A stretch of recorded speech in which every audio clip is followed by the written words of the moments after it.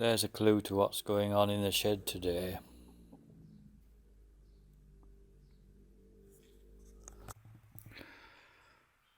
I have the Massey Ferguson 135 in here, and the boys are giving it a full service, which it hasn't had for quite a long time. This tractor,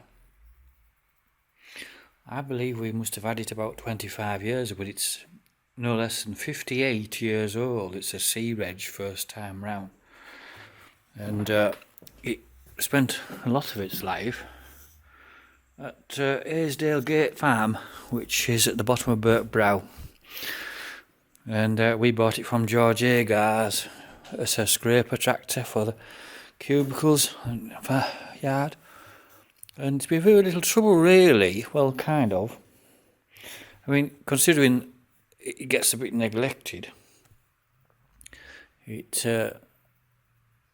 gets a service about every other year, which is really just oil change. I mean, there isn't a whole lot to do, but this time they've I'd had the fuel tank off and done the valve clearances, which it won't have had done since we got it anyway, that's for sure. So that's a good thing, well done. The air filter oil in there has been changed. It doesn't charge anyway, so if anyone sharp-eyed has noticed that the cables aren't connected, but we might just see if there is any output from that alternator, but I don't think it works. All it's really doing is keeping the fan belt tight. And it doesn't matter because this tractor, it's so easy to turn over that it only needs charging about every couple of months or so, even if you're starting it most days.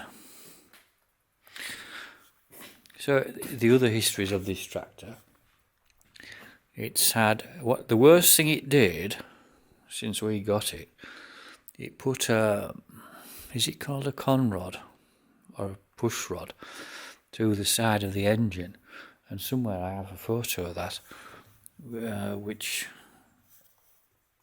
made it stop running. It just stopped dead. That was the worst thing by far. And otherwise it's just sort of corrosion really. The most recent thing to be replaced, which is quite obvious, is those mud guards, and those replacements have been on 3 or 4 years now, but they are starting to rust because they were a bit cheap and nasty. But it doesn't really matter because, I mean, how long are they going to last? The originals were on for about 50 years, so those replacements might do at least 20. Probably last me out. And then what else it's had? Front, recently, I said that was the last thing, but in fact the last thing was stub axles renewed. You can see that easily. That's probably the best one to see. That part, which is like red ochre paint, has been replaced on both sides because it was getting to the point it was needing new wheel bearings every other year because the stub axles were very worn.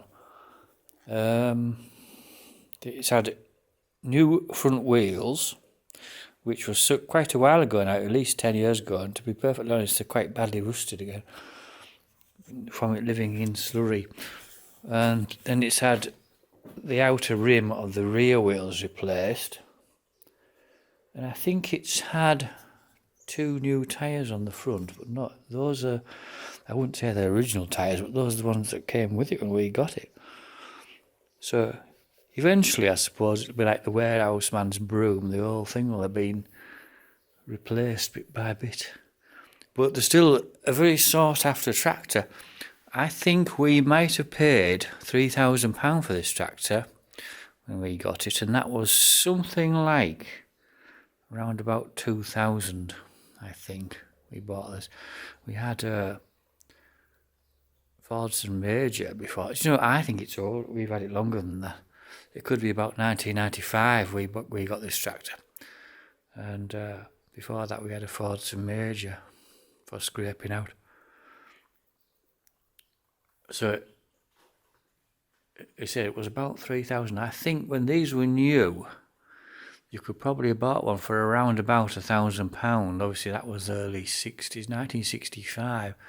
So it certainly would be in the region of £1,000. And at some point it had the roll bar fitted, which is a bit of a silly thing really, but at the same time it's actually quite useful. I sort of get hold of that, getting on and off.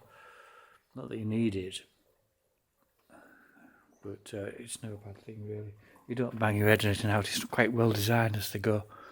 That was a 1970s thing that all tractors had to be fitted with them, but not everyone did. It was really mainly if you had employees that you sort of had to do it. But there was quite a pressure from the health and safety to get it done.